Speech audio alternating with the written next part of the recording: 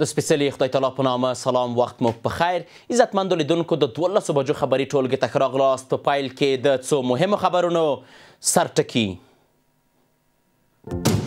د امریکا د دفاع وزارت یو چارواکي په بګرام کې د امریکا شتون رد کړی دی. تر دې مخکې اسلامي امارت په بګرام کې د امریکا د الوتکې د ناستې خبره رد کړې وه. د امریکا په سنا کې د افغانستان د جګړې کمیسیون دویمه غونډه. په دې غونډه کې په افغانستان کې د متمرکز ریاستي نظام پر جوړښت او په تیرو 2 لسیزو کې د واشنګټن پر ستراتیژیکو غلطیو نیوکې شوې. له پاکستان څخه شړل شوي کډوال د پاکستاني پولیسو له چلند څخه شکایت کوي. دوی وایي چې ټولې شتمنۍ په پاکستان کې پاتې دي. کاروبار، پیسه، دکانداری، هر شی دغسې پاتې دي. او ایرانی و امریکایي پلاوي عمان ته رسیدلي تر څو د تهران د اټومي پروګرام په اړه خبرې وکړي.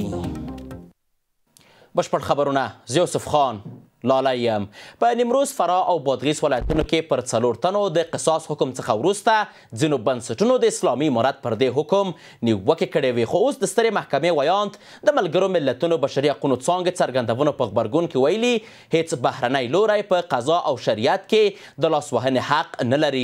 عبدالرحیم راشد ویلي دي د ټولنې د اصلاح، عدالت د تامین او د جرمونو د مخنیوي لپاره نیمروز، فراه او بادغیس ولایتونو کې پر 4 تنو د قصاص حکم پلی شوی دی. هغه زیاته کړې سترې محکمې د شریعت د څرګندو حکمونو او باوري شواهدو د قاتلینو د اقرار پر بنسټ پر یادو کسانو د قصاص حکم عملي کړی دی. د افغانستان د جګړې کمیسیون دوهمه غونډه د امریکا په سنا کې د افغانستان او امریکا د پخوانیو چارواکو په حضور کې ترسره شوه. یوه غونډه چې پکې په افغانستان کې د متمرکز ریاستي نظام جوړښت او په تیرو 2 لسیزو کې د واشنګټن ستراتیژیکو غلطیو باندې سختې نیوکې وشوې. اسلامي امارت تر اوسه په دې اړه څه نه دي ویلي. د افغانستان د جګړې د کمیسیون دویمه غونډه د امریکا په سنا کې ترسره شوه. په دې غونډه کې یو شمېر جنرالانو، پخوانیو امریکایي ډیپلوماټانو او د افغان حکومت پخوانی چارواکو ګډون کړی و چې په افغانستان کې د امریکا د جګړې په مختلفو اړخونو یې خبرې کړي. د غونډې محور د سپټمبر د 11 له بریدونو وروسته په افغانستان کې د امریکا د مداخلې په لومړیو کلونو کې و. د 2001 کال د سپټمبر د 11 له بریدونو وروسته په لومړیو 90 ورځو کې د امریکا د معلوماتو مرکزي اژانس، د امریکا مرکزي قومنداني او د امریکا د ځانګړو عملیاتو قومنداني ټولو د افغان متحدینو سره په همغږۍ کې په چټکۍ سره عمل وکړ. د امریکا د معلوماتو سازمان پخوانی مشر ویلي چې په افغانستان کې د امریکایي ځواکونو شتون د افغان متحدینو په بلنه و او دوی افغانستان نه و اشغال کړی. په افغانستان کې د امریکا او ناټو ځواکونو پخوانی قومندان ویلي چې د عراق د جګړې پیل یو له هغو عواملو چې سرچینې او پاملرنه یې له افغانستان واړوله. د امریکا د نړیوالې پراختیایي ادارې پخوانی مدیر د امریکا په کانګرس کې د افغانستان د جګړې کمیسیون په کنګره کې ویلي چې د امریکا پوځ او افغان سیاستوال یوازې په ساختماني پروژو کې پرمختګ لیدلو او امریکا یوازې د افغانستان د ملي راډیو ټلویزیون د جوړولو لپاره 2.7 میلیونه ډالر مصرف کړي وو. د غونډې یو ځل بیا په افغانستان کې د امریکا د ناکامۍ د لاملونو او په دې هیواد کې د دولت جوړونې په پروسه کې د جوړښتي غلطیو په اړه جدي پوښتنې راپورته کړي. هغه موضوع چې اسلامي امارت یې په اړه تر اوسه نظر نه دی څرګند کړی. د کډوالو بیرته راستنېدونکو چارو سرپرست وزیر مولوي عبدالکبیر د کورنیو چارو وزارت سرپرست خلیفه سراج الدین حقانی سره کتلي دي. د کډوالو چارو وزارت د خبرپاڼې له مخې په دې کتنه کې راستنېدونکو کډوالو ته د چمتووالي په اړه خبرې شوې. په همدې حال کې ښاغلي مولوي عبدالکبیر د کډوالو ستونزو ته د رسېدنې عالي کمیسیون اړوند د لنډمهالې میشتېدنې کمیټې له مسؤل مولوي نصرت الله طلحه سره کتلي. ښاغلي طلحه په دې کتنه کې د یاده کمیټې د ترسره شویو چارو په اړه معلومات ورکړي او ویلي دي چې د اړتیا وړ خیمې او نور توکي د کډوالو لنډمهاله میشتغالو ته انتقال کړي دي او دغه کمیټه بیرته راستنېدونکو ته د لازیاتو اسانتیاوو پر برابرولو بوخته ده. ورته مهال د کډوالو چارو وزیر بیرته راستنېدونکو هیوادوالو ته د لنډمهاله استوګنځایونو جوړول اړین بللي او ویلي دي چې اسلامي امارت په ټول توان د راستنېدونکو کډوالو لپاره کار کوي. له پاکستان څخه ایستل شوي یو شمېر کډوال د یاد هیواد د پولیسو د ناوړه چلند په اړه شکایت کوي. دوی وایي چې پاکستاني پولیسو په زور د دوی د استوګنې کارتونه اخیستي او بیا یې دوی شړلي دي. شړل شوي کډوال وایي چې دوی ټول شتمنۍ د پاکستان کې پاتې دي. د افغان کډوالو د جبري ایستلو دوهم پړاو له پیلېدو سره د ملګرو ملتونو د کډوالو عالی کمیشنري وایي چې پاکستاني پولیسو په تیرو 10 ورځو کې نږدې 45,000 افغان کډوال نیولي او بیرته یې استولي دي. د سازمان د راپور له مخې په تیرو 10 ورځو کې له پاکستان څخه د جبري ایستلو شمېر د 2023 کال د نومبر د لومړیو 10 ورځو د ایستلو د پروسې د پیل په پرتله 31% لوړ دی. په ورته وخت کې یو شمېر راستنېدونکي د پاکستاني پولیسو لخوا چلند غیر انساني ګڼي او وایي چې دوی په زور له هغه هیواد څخه ایستل شوي او د دوی ټولې شتمني په پاکستان کې بندي دي. ما د غاز دکان بند کړ او رالم پټ کور 3 ورځې مې په کور کې پټي تیرې کړې. د شپې موټر راونی او د شپې را بار د ما په خپل نه ده کاروبار پیسہ دکانداری هر شی دغه صفات دي. خشتم جوړولې شپه بس ولا پولیسان براله چاپی دی دا کمال مو کارټونه دی نه منلو کارټونه نستزیف خپل ملک تاسو موږ دغه کوي د ماکیه کوي غلاوي کوي دا موږ د ماکیه کوي نه مغلاوي کوي خختي موږ جوړولې شپه براله قرار به چاپی وي پیسې به درڅ شکولې. یو شمېر نور راستنې شوي کډوال وایي چې دوی په پاکستان کې له 10 کلونو څخه زیات ژوند کړی او په پای کې هیواد له دوی سره غیر انساني او غیر اسلامي چلند وکړ. پاکستان هم یو اسلامي هیواد و زموږ سرپناه راکړې وه خو بیا بعد د هغه نه سرپناه موږ ته اخره کې ورونو په دې تمامه شوه چې زموږ یو ساده نقل دی پخوانی د وطنوالو دی غره د چوپانانو بجې وې ښځه دې راکړه خو د پټو دې ډک راکړه اخره کې د پټو نه راکړه. په ورته وخت کې یو شمېر کارپوهان له پاکستان څخه د افغان کډوالو د جبري ایستلو پروسه د نړیوالو قوانینو خلاف ګڼي او وایي چې مسئول بنسټونه باید د کډوالو له حقونو دفاع وکړي. سازمان‌های بین‌المللی مهاجرت و همچنین خود سازمان ملل متحد که اینها نقش فعالی را به حمایت از مهاجرین و بی‌جاشدگان دارند اینها میتونند که تنها از گزینه فشار سیاسی برای دولت پاکستان یعنی استفاده بکنند پاکستان از این تصمیمش یعنی صرف نظر بکنه. د پاکستان حکومت مخکې د پاکستان څخه د کډوالو د ایستلو د دوهم پړاو لپاره د مارچ 11 نیټه اعلان کړې وه. له پاکستان څخه د افغان کډوالو په زور ایستلو نړیوال غبرګونونه هم راپارولي دي. کابل کې د پاکستان سفیر عبید الرحمن نظامانی د صنعت او سوداګرۍ له وزیر نورالدین عزیزي سره کتلي دي. د صنعت او سوداګرۍ وزارت وایي په دې کتره کې د دوه اړخیزې سوداګرۍ د پیاوړتیا او د سوداګریزو توکو د ټرانزیټ پر وړاندې د موجودو ستونزو د حل په اړه خبرې شوي دي. د یاد وزارت په وینا دواړو لوریو د سوداګرۍ او ټرانزیټ د بهیر اسانتیا لپاره د نږدې همکارۍ او پر ګډو اقداماتو ټینګار کړی دی. د امریکا د کورني امنیت وزارت ویاند وایي چې په متحده ایالاتو کې د 14,600 افغان اتباعو د موقتي استوګنې اسناد کانسل شوي دي. امریکایي رسنیو د تریشا مک په حواله راپور ورکړی چې د کورني امنیت وزیر کریسټي نوم پریکړه کړې چې په افغانستان او کامرون کې اوسنی وضعیت داسې دی چې د دې هیوادونو اتباع نور د دې اسنادو مستحق نه دي. وروسته له هغه چې امریکا له افغانستان سره بشري مرستې بندې کړې د امریکا رسنیو د کورني امنیت وزارت ویاندې په حواله ویل چې امریکا د 14,600 افغانانو د لنډمهالې ساتنې اسناد لغوه کړي دي. د رسنیو د راپورونو له مخې د کورنیو چارو وزیر دا منلي چې په افغانستان او کامرون کې اوسنی وضعیت داسې دی چې د دې هیواد اتباع نور د خوندي حیثیت لپاره وړ نه دي. علاوه بر این از منظر حقوق بین‌المللی انجام اخراج‌های اجباری بدون در نظر گرفتن الزام‌های عدم بازگردانی می‌تواند به عنوان نقض تعهدات قانونی کشورها تفسیر شود. د ټرمپ د پریکړې سره سم د افغانستان او کامرون له 22,000 ډیر اتباع به د جون تر میاشتې پورې د ایستلو په مخ کې خپل لنډمهاله خوندیتوب له لاسه ورکړي. د لنډمهاله خوندي حالت پروګرام هغو کسانو ته ورکول کیږي چې هیوادونه یې طبیعي پیښو وسله والو شخړو یا غیر معمولی پیښو سره مخ شوي وي. د کډوالۍ کارپوهان په دې باور دي چې د کډوالو د ایستلو لپاره د امریکا د اقدام په داسې وخت کې غیر عادلانه دی چې هیواد له اقتصادي بحران سره مخ دی او اوږدمهاله منفي اغیزې به ولري. این تصمیم میتواند زندگی حدوداً 14,600 افغانستانی که در معرض اخراج قرار دارند را تهدید کند، در حالی که افغانستان هنوز با ناامنی و بحران اقتصادی و نقض حقوق بشری روبروست. پایان این حمایت ناعادلانه و نگران کننده، آمریکا باید مسئولیت اخلاقیش را نسبت به شهروندان افغانستانی که در زمان بحران پذیرش شده‌اند را حفظ نماید. از یک طرفی میتونه رابطه کابل و واشنگتن متاثر بسازه، اگرچه رابطه خوب هم وجود نداره ولی بیش از پیش خرابتر بسازه، و از طرف دیگر مهاجرینی که با وضعیت بد از افغانستان مهاجر شدن و به اون کشورها رفتن، وضعیت از اونها بدتر خواهد شد. له بل خوا د محافظه کارو او سوسیال دیموکرات ګوندونو ائتلاف پارلمان کې د ګډ حکومت له جوړېدو خبر ورکړی دی چې دوی به د کډوالو طبیعت لپاره 3 کلنه چټکه لاره لغوه کړي. کډوال به د 5 کلونو استوګنې وروسته د دې هیواد طبیعت ترلاسه کړي او کولی شي د خپل اصلي هیواد طبیعت هم وساتي.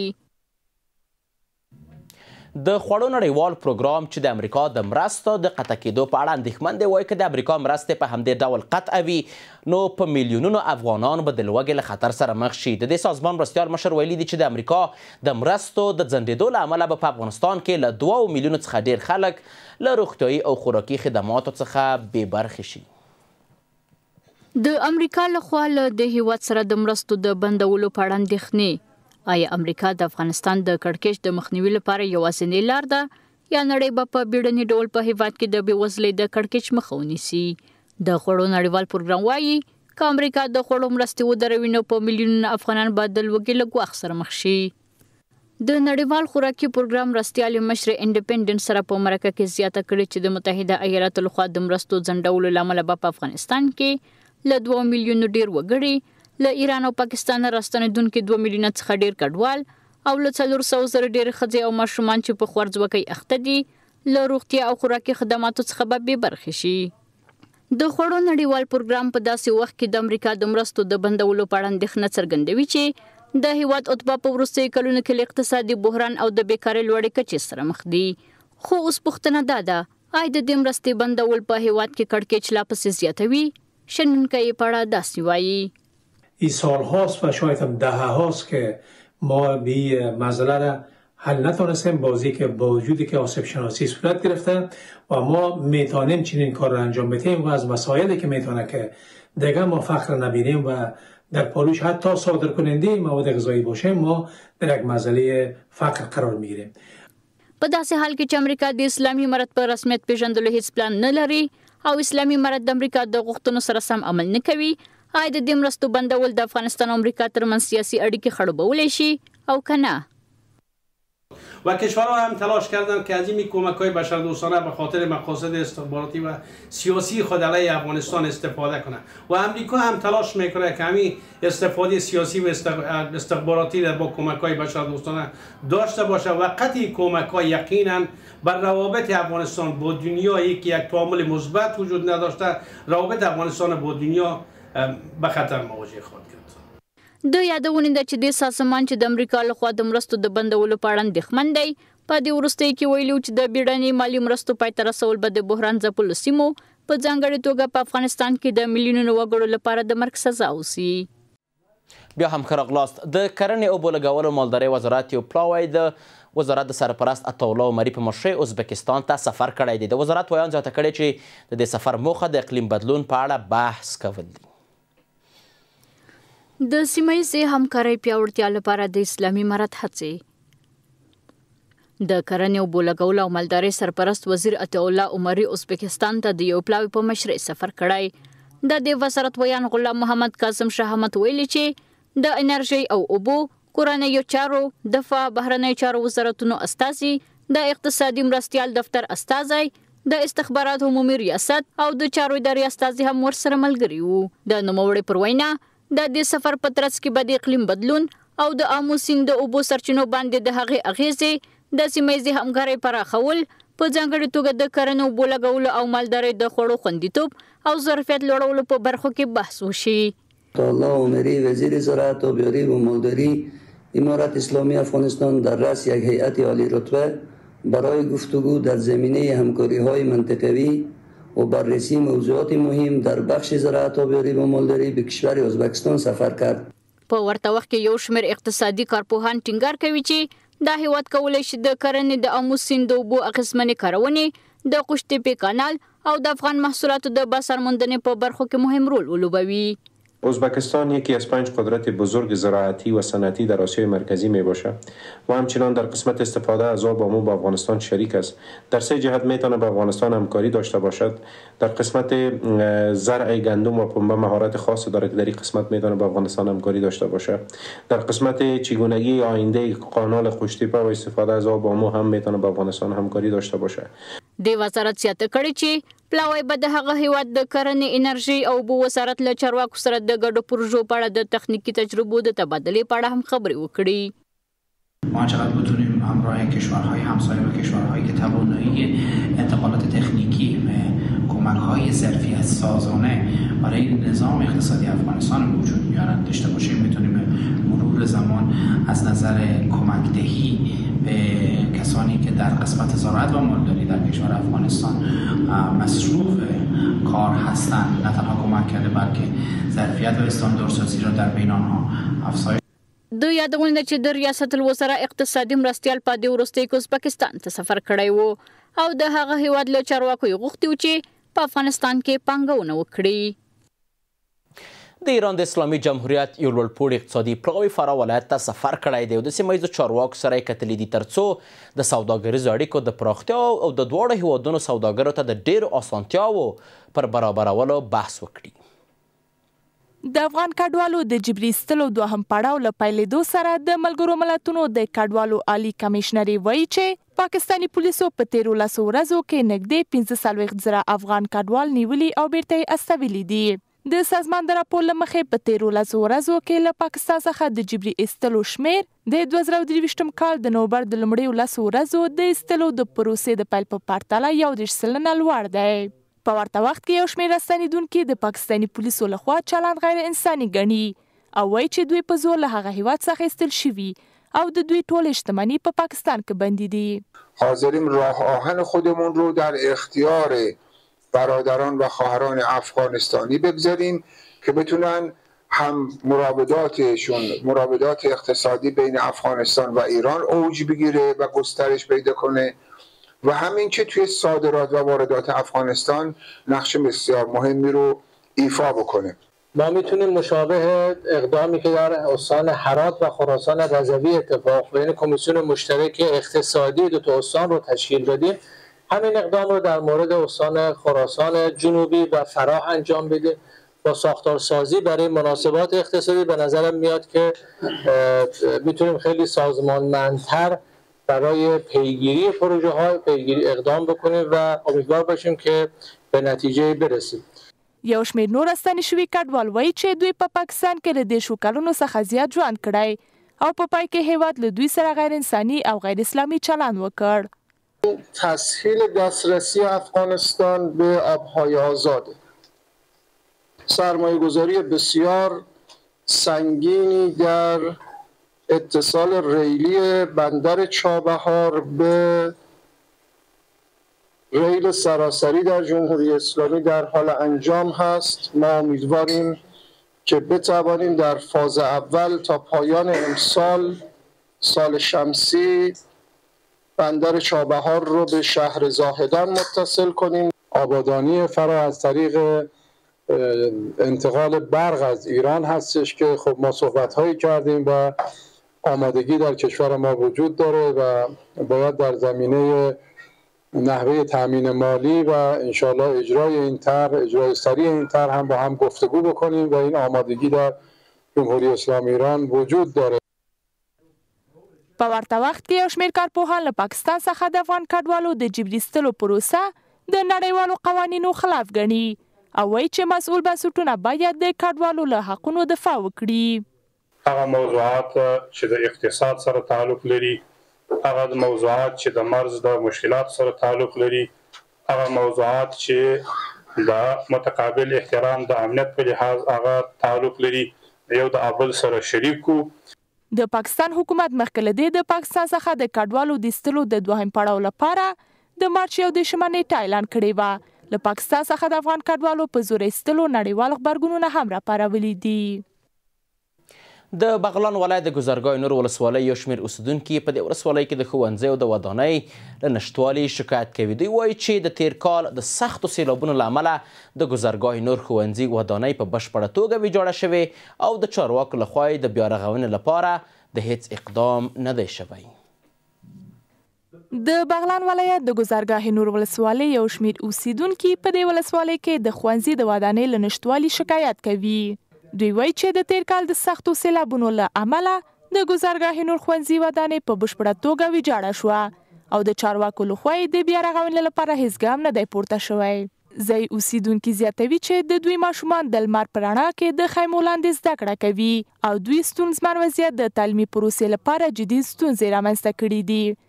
دوی له چارواکو څخه غواړي چې سږکال د دې ښوونځي بیارغونې ته لومړیتوب ورکړي.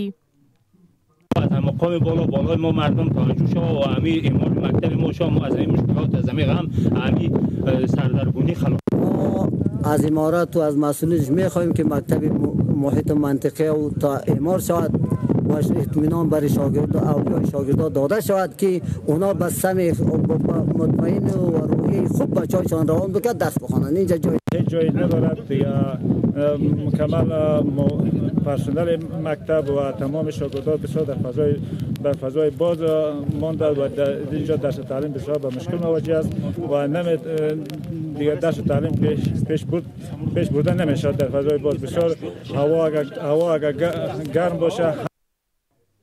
د ګذرګاه نور ولسوالۍ سیمه ییز چارواکي ډاډ ورکوي چې په نږدې راتلونکي کې به یې بیارغونه پیل شي. ډیره زیاته توجه چې په الحال په تیر کال په 2003 کال کې چې زیاته توجه مونږ کړې ده ترمیمات په بخش کې هغه مو ګذرګاه نور او دارنګ نهرین او برکی بغلان مرکزی یعنی مقصد هغه ولسوالۍ ته زیاته توجه کړې چې هغه د سیلابونو د وجه نه د هغوی مکاتب او لارې تخریب شوي زیاته توجه مو هلته کړې ده. تقاضای ما مثل که تعمیر ما را کسی چی بکنه انگلیسی ما مکمل از بین رفته است شاگردان برای فعلا زیر خیمه زندگی میکنن. تقاضای ما مثل که مکتب ما را باید بسازد. کسی زمین شخصی نداشتن که برای کسی چی بتن معرف بتن کسی اونا تعمیرش بسازه. اونا با چندین مرتبه ما تقاضا کردیم گفتن که زمین شخصی باشه جریبی باشه. ما کس دوجه جور میکنیم در زمین دولتی نه. ما یک جای ساحه دولتی بود جای اسکاتور که موار کردیم متاسفانه اونا قبول نکردن. استاندارد که تقریبا 1000 شاگرد در اینجا زندگی میکنه در فضای باز مشکل مردم 1000 شاگرد حل شد با خاطر که داخل تعمیر در فضای باز بسیار رنج میبره شاگردای مردم خود مردم رنج میبرن تحت تعلیم و درس قرار نمیگیرن. از امیرالمومنین صاحب خواست ماست که با تعمیر لیسه جراب دا په داسې حال کې ده چې د ګذرګاه نور ښوونځي د ودانۍ له بشپړ ویجاړېدو یو کال تیریږي خو تر اوسه پورې د بغلان ولایت د سیمه ییزې ادارې لخوا د دې د بیارغونې لپاره کوم عملي ګام نه دی پورته شوی. عزتمندو لیدونکو د 12 بجو خبري ټولګه پر همدې ځای پای ته ورسېده. تر بیا کتو په الله پاک مو سپارم. ښې چارې.